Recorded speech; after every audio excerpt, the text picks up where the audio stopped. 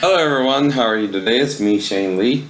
Um, I'm right now doing my grill still, but I'm having to let the wood uh, burn down a little bit too, so that might take a little while longer.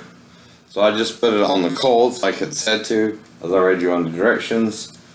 Um, it could take another 30 minutes or so, 15, 20 minutes, I don't know. But anyway, it's on the grill now, and that's the second part is to put the wood chips on it for the taste. Then I'm going to put the top on of the grill on top, and then grill the porterhouse, and I'll just show you when it's finished. Now I have to let my camera charge until the light goes out here, the red light. So after that, I'll just upload it, and again, stuff like that. Now, again, let's try not to force each other right away to accept each other's beliefs, but work with each other patiently, please. I know. Whether Muslim or non-Muslim, I know. Let's not hate each other for our differences, please, please. Because, when you... How long, if I'm a non-Muslim, and I never read this book before, would it take me to read it? A day, a week, a month, a year? What? Now, let's say I read it, right? What then? What does that mean if I read it? Should I immediately accept something I read from a different culture?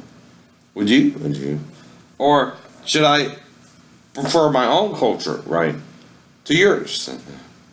Now, all I know is when you die or I die, if I blow myself up, I die the same as you. If you blow yourself up, you die too. Now, even the Muslims know that. So, these suicide bombers go to the same morgue as me. And I didn't blow myself up, but they blew me up. So we all end up at the same place when we die. I know. Unless something's looking out for you, right? That's all I can say.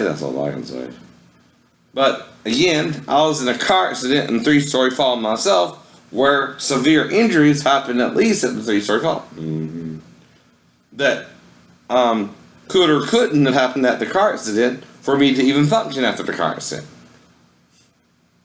Now, all I know is that the car accident, I blacked out. And normally, car accidents are bad things for most people anyway, but to even survive that magnitude of a car accident, is a good thing for you too. Because if your parents showed you a car completely wrecked up to the front end, well, that's not good. And told you survived it somehow. Again, that's not good. But only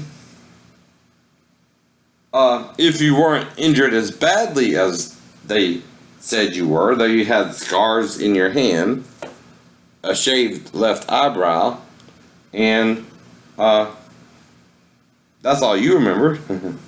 And you healed quickly with that too. Right. So that they took the stitches out either 2 weeks to a month later. And then you went back to normal. You went back to your old routine. You went back to school the following after the car accident and went through the 10th and 11th grade, right? If you were 16, or at least 11th grade. And, 16. Turned 17 in the fall. So another year at FEM would have been the 11th grade. And then you went to Groves because you got kept back in the 11th grade. We're trying to date a girl named Lisa Baker. Then, and that's all you know. Now, your two brothers could be a little bit of a cut up and did drugs a little bit. And why little Roddy wanted to go to down the road to visit his girlfriend Vivian, but other than that, you don't remember anything. and the rest is a blank. The rest is a blank. So whatever happened, either they used the car accident to cover it all up, or the person at the 3-story fall, who coincidentally, if I landed it, could have freaked out on me or something. I don't know. Or if I was injured in the fall, someone is acting strange about it. Either way, acting like I shouldn't have died in the fall. And my answer to you is, I don't know. And what do you know about being dead anyway for 3 to 5 minutes, and you didn't turn around and leave, because you can't leave a dead body on base. And even if you were to leave someone dead for a few minutes, there's something called getting the wind knocked out of you. I know. Which means, however long that took them, they could have revived. And all they have to do is make it to the ER, and they're fine. And they're fine. Now, does that mean you could have paralyzed me or attempted to? Sure. Looks like someone did. But it also looks strange, the x-rays. Up to now. It looks like it could be healing or not. I know. And it's hard to see sometimes with a coccyx injury, which is why I'm trying to get an MRI. Now, of course, we all know if you damage your sacrum, if the break is at the right angle, you might not can even walk again. But if it's at the wrong angle, you cannot. That's all I know. That's all you know. But it would have to be perfectly done to do all that too, right? Right. It would have to be a perfect break, not a human break, or even a break in a 3-story fall. Otherwise, you would be what? Paralyzed. Same with a car accident where a windshield breaks out on your neck, or if it was something more than that, or a more grandiose scheme, again, involving maybe someone trying to challenge me that I was gay or something. I don't know. But like I said, all I would say is, no, I'm not, and try to work it out with them, even if they felt gay towards me. And try not to judge them like Jesus said not to. Now, again, I would tell them what I knew at the time, which was homosexuality to me was presented as a sin. And of course, now that position has changed for them. In that I've changed my mind towards them being gay, but that don't mean I changed my mind that I feel gay at all. Never will. See, you might feel gay, but you do not have the right to force your homosexual lifestyle onto me and try and rape me if I say I don't feel that way. That's all I'm talking about. Marriage is one thing. And I would understand your desire to be with one partner. But raping me because I refuse your advances is another. First, we're going to fight, and then you're going to have to knock me out of something so I don't remember the fight. That's all I'm saying with either one. Though again, that don't prove anything beyond reality happened that day. That anyone can remember, especially me if I blacked out. Does that get anyone in trouble? No, I survived both attacks, actually. So get over it. But I am now, like I would tell anyone attacking me, officially a disabled veteran, because you attacked me on base after work, and everyone will know that. Everyone will know. Whether I survive or not. You would just feel responsible if I survived. That's the point. Because up until then, I was just 0 with my schizophrenia.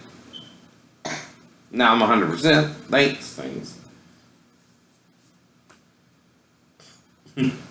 Go figure. And 10% with the 3-story fall, because I'm functioning somewhat normally, but abnormally too, because of constant pain in that area. Now, all I can do is look at the x-rays and say, well, it does seem like the coccyx and sacrum and all that was injured, but it's too severe.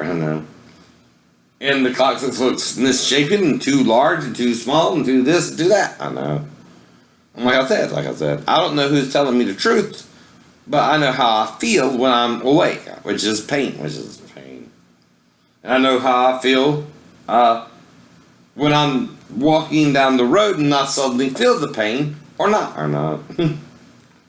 And if I tell you I feel the pain, why would I imagine the pain if I feel the pain? Or if I should be paralyzed, feel the pain either way. But if I do, either something psychosomatic, which I guess you can associate with that with schizophrenia. But then if I should be paralyzed, how am I walking at all? Catch-22s all over the place. So what can I do about it? Nothing. But tell you I can walk, but I cannot function all day because of pain. That's the point. Now, did I do any of this to myself? In a way, yes. In a way, no. But once I tell you no means no. And if you press the issue, I'll have to fight you man to man. Only a coward, though, after that fact, will bring in a weapon anyway. And only someone with accomplices in that area could knock me out, too. And again, sure, I might take out one or two guys, and if you have more guys than me, you'll win. But I'll still fight you until you do something to knock me out. Once I'm out, I'm out. Now I won't even remember you like the car accident if something was to happen similar in that situation as well.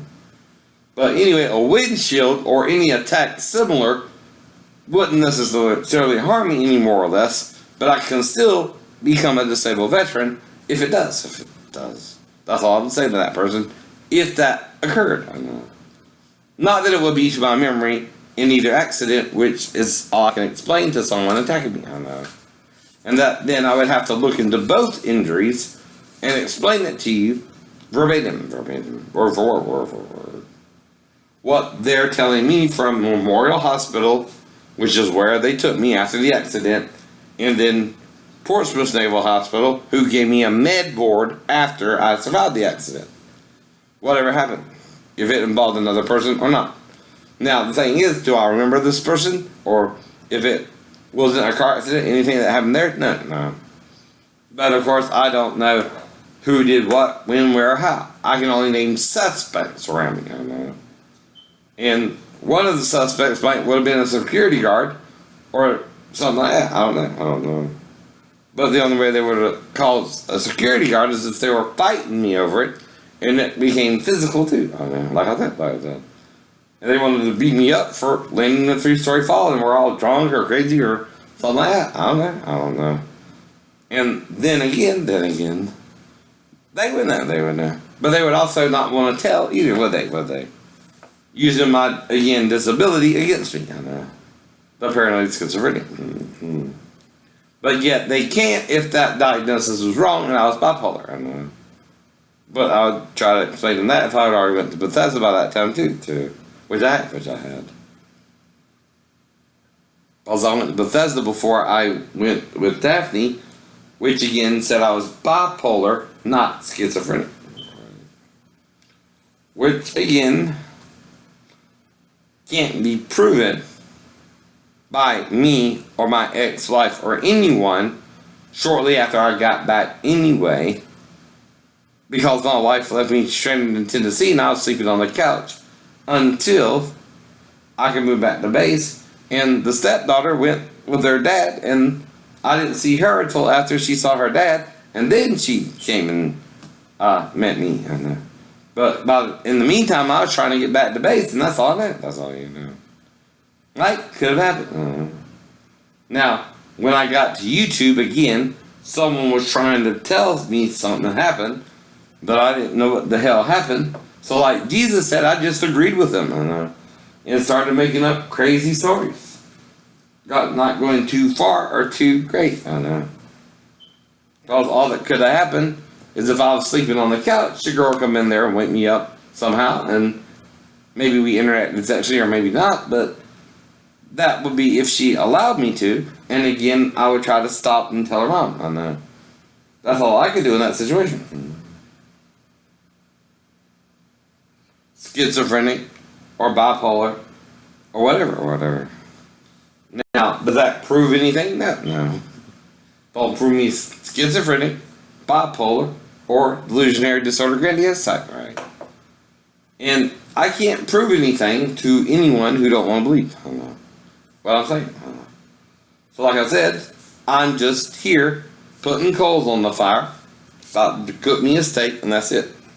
Bye bye.